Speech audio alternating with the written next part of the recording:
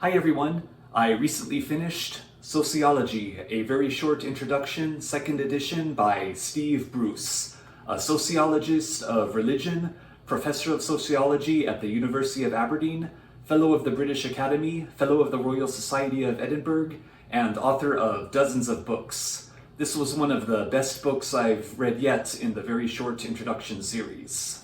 Sociology is more or less the study of human interaction and how societies are constructed, function, and evolve.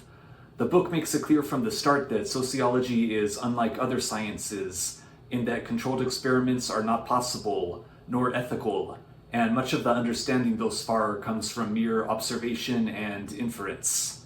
Sociology's limits are what also make it fascinating, as I loved how out of the box and abstract the book would get in explaining various social phenomena.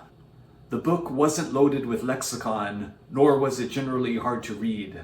It's very approachable, but you'll want to have some familiarity with Marxist theory, which is often referenced, as well as the worldwide right-wing political populism of the last decade, which helps spurn this second edition. If you'd like to stick around, here are my top 5 notes from the book. Number 1, from pages 4 and 5, an example of communism impeding science. In the 19th century, the French biologist Jean-Baptiste Lamarck believed giraffes acquired their long necks by stretching to reach leaves, altering their DNA over time.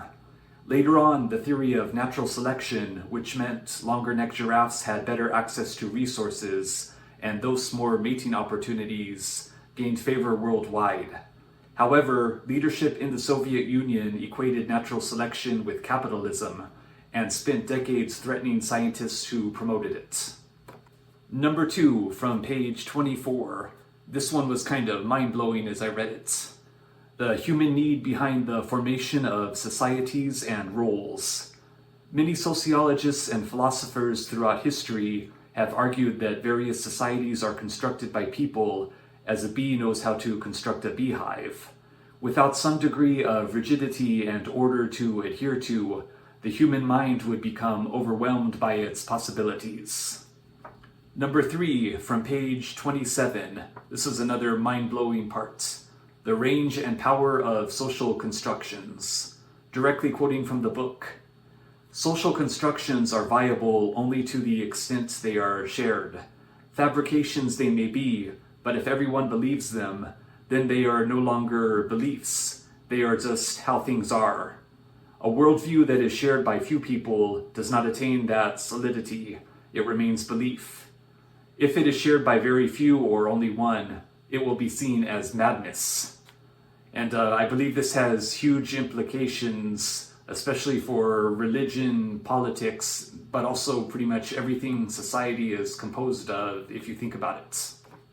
Number 4, from pages 72 and 73, Robert Merton on culture and social structure.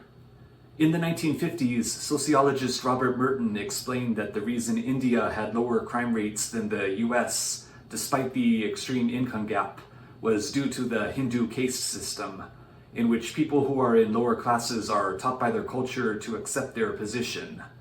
Meanwhile, in America, everybody is taught the promise of material and social success, yet few achieve it, leading to increased chances of social disorder.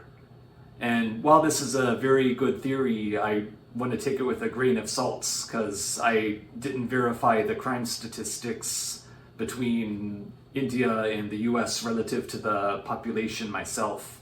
And it's also possible those numbers could have been misrepresented somewhat, especially since this happened over 70 years ago.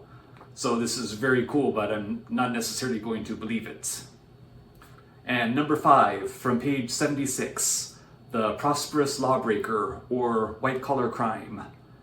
Emile Durkheim argued that in a culture that puts great stress on worldly success while promoting the rights of the individual over the interests of the community, this encourages everyone, irrespective of their objective position, to feel relatively deprived and thus be tempted by crime. Alright, I hope you enjoyed my look at Sociology, second edition by Steve Bruce. I'd recommend this book to anybody. and I'll be back soon with another book review. Bye.